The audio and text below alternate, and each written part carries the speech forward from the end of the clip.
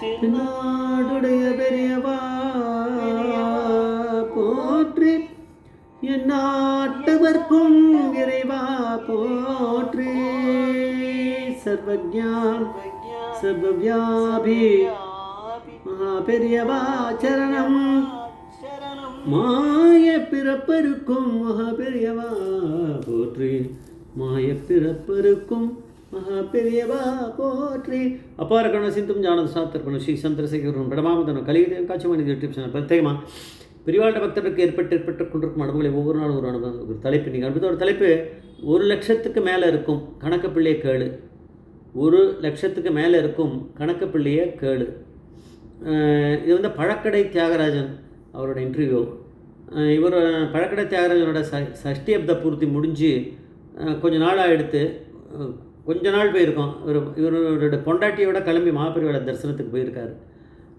அப்போ வந்து பெரியவா வந்து இவருக்கு 9க்கு 5 ஒரு கச்சம் இவருக்கு கொடுத்துருக்காரு, வேஷ்டி துண்டு.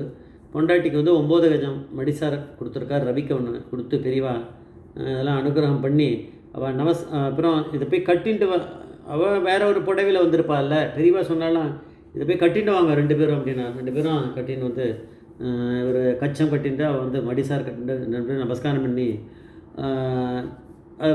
பெரியவா அப்படி சொல்லியிருக்கா. அது உத்தரவு அப்படி பண்ணியிருக்கா. பண்ணவுடனே பெரியவா வந்து சொன்னாலாம், இனிமேல் உனக்கு வேஷ்டி அவளுக்கு புடவை இதெல்லாம் நீ வாங்க வேண்டாம், இப்போ நான் கொடுத்துருக்கேன்.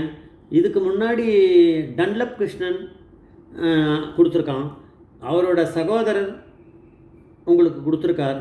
அதுக்கப்புறம் மதுரையில் அஸ்தகிரி சுவாமிகள் கொடுத்துருக்காரு உங்களுக்கு. இதெல்லாம் எப்படி பெரியவாளுக்கு தெரியும்? பெரியவாளுக்கு யாராவது வந்து ரிப்போர்ட் பண்ணுறாளான்னு அஸ்தகிரி சுவாமிகள்லாம் இவெல்லாம் கொடுத்துருக்கானா இவளுக்கு இந்த மாதிரி கச்சம். இவருக்கு வந்து பஞ்சகச்சம், பொண்டாட்டிக்கு வந்து மடிசார் புடவையெல்லாம் இவெல்லாம் கொடுத்துருக்கான்றது பெரியவாளுக்கு எப்படி தெரியும்னா ஒரு பரமேஸ்வரன். ஆனால் இனிமேல் யார் கொடுக்க போகிறான்றதும் பெரியவா அப்படிங்கிற பரமேஸ்வரன் தானே தீர்மானம் பண்ணுறாரு. அதனால் சொல்லிட்டார், இனிமேல் நான் இப்போ கொடுத்துருக்கேன் உங்களுக்கு. இது வரைக்கும் உங்களுக்கு வந்து இவா கொடுத்துருக்கா, டன்லப் கிருஷ்ணன் கொடுத்துருக்கார், அவருடைய பிரதர் சகோதரர் கொடுத்துருக்கார். அதுக்கப்புறம் அஸ்தகிரி சுவாமிகள் கொடுத்துருக்காரு மதுரைக்கு போனது அவள் கொடுத்ததெல்லாம் எப்படி தெரியும்? வந்து சொன்னாரா? இல்லையே. ஆனால் பரமேஸ்வரனுக்கு தெரியுங்கிறதுக்காக சொல்கிறார், இனிமேல் நீ வந்து எதுவுமே இதை வாங்க வேண்டாம், உனக்கு கச்சமோ அவளுக்கு இதுவோ யார் சொல்ல முடியும்? பரமேஸ்வரனால் தான் சொல்ல முடியும். அதெல்லாம் போகிறோம் நான் பார்த்துக்கிறேன்ற மாதிரி பெரியவா சொல்கிறது புரியுறது.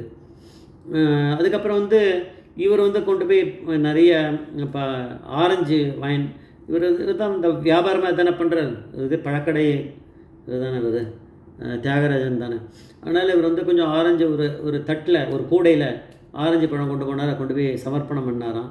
அதுலேருந்து ஒன்று எடுத்து பெரியவா அதை ஒரு சொலை எடுத்து தொப்புள் மேலே வச்சுட்டு கண்ணை மூடிட்டு இருந்தாராம். அது அங்கேயே இருந்தது. அதுக்கப்புறம் அதை கையில் எடுத்து பிரசாதமாக கொடுத்தாராம்.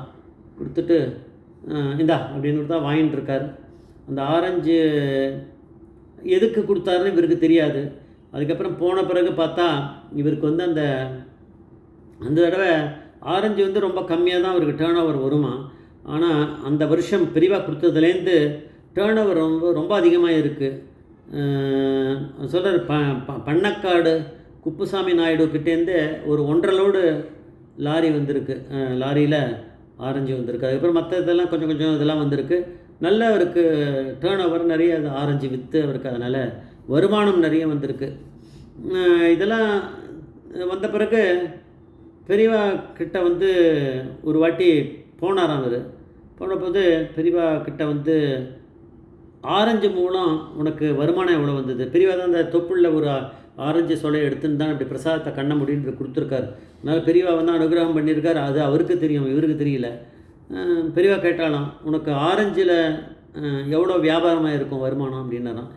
இவர் வந்து ஒரு லட்சத்துக்கு குறைவாக இருக்கும், 1,00,000 கிட்ட அவ்வளோ இருக்கும், அவ்வளோதான் அப்படின்னாராம். பெரியவா சொன்னாலாம், இல்லை கனகப்பிள்ளையை போய் கேளு அப்படின்னாராம். 1.5 லட்சத்துக்கு மேலே இருக்கும் அப்படின்னாராம். பெரியவாளுக்கு எப்படி தெரியும்? கனகப்பிள்ளையை போய் கேளு, 1.5 லட்சத்துக்கு மேலே வருமானம் இருக்கும், ஆரஞ்சு மூலம் வந்தது அது சொல்கிறார். சரி பெரியவா ஏதோ சொல்கிறாளேன்னு சொல்லிட்டு விடலை அவர். அதுக்கப்புறம் கனகப்பிள்ளையை போய் கேட்டார்னா அவருக்கு ரெடிமேடாக தெரியுமா, அவர் வந்து கணக்கு அந்த புக்கை எடுத்து வச்சுட்டு ஆரஞ்சுக்கு மட்டும் வந்தது எவ்வளோ, வாங்கின விலை எவ்வளோ, விற்றது எவ்வளோ, லாபம் எவ்வளோ அப்படின்னு போய் அவர் கணக்கு போட்டு அவர் பார்க்குறாருன்னா அது 1,50,000க்கு மேலே ஏதோ ஒரு அமௌண்ட்டு, அது அவருக்கு ஞாபகத்தில் இல்லை. 1,70,000 அந்த மாதிரி அது 1,50,000 தாண்டி ஒரு அமௌண்ட் இருக்கான். இவர் வந்து 1,00,000க்கு கொஞ்சம் கம்மியாக இருக்கும், 1,00,000ன்னா இருக்கலாம், ஆனால் 1,00,000த்துக்கு கீழே தான் அப்படின்னு பழக்கடை தியாகராஜன் பெரியவா கிட்ட சொன்னபோது, பெரியவா இல்லை நீ கணக்கு பிள்ளை போய் கேளு, அது 1,50,000த்துக்கு மேலே இருக்கும் அப்படின்னாங்க. அதுக்கேற்ற 1,50,000த்துக்கு மேலே தான் அது இருந்திருக்கு. எவ்வளோ அமௌண்ட் அவர் சொல்ல, 1,60,000 1,70,000 ஏதோ ஒன்று அவருக்கு அந்த வருமானம் வந்திருக்கு. அதனால் அது பெரியவா பரமேஸ்வரனுக்கு தானே தெரியும், 1,00,000த்துக்கு மேலே தான் இருக்கும் அப்படின்னு பெரியவா வந்து இது போய் உன்னுடைய கணக்கு பிள்ளையை கேடு அப்படின்னா தான். அவர் விடலை, கணக்கு பிள்ளை நிஜமாகவே போய் கேட்டிருக்கார். கேட்டார்னா அவர் எல்லாம் கணக்கை பார்த்து அவர் சொல்கிறது டைம் எடுத்திருக்கோம், அதை பார்த்து சொல்லியிருப்பார். ஆனால் பெரியவா அப்படிங்கிற பரமேஸ்வரன் நான் உட்காந்த இடத்துல சொல்லிட்டார், உனக்கு 1,50,000த்துக்கு மேலே வந்திருக்கும் அப்படின்ட்டாராம். ஏன்னா பெரியவா அனுகிரகம் பண்ணி கொடுத்துருக்காரு, அதனால் அவருக்கு தெரியும். ஜெய் ஜெய்சங்கர் ஹரிசங்கர் மகாபிரிய பாதேஸ்வரன் மகாபிரிய பாதேஸ்வரன்.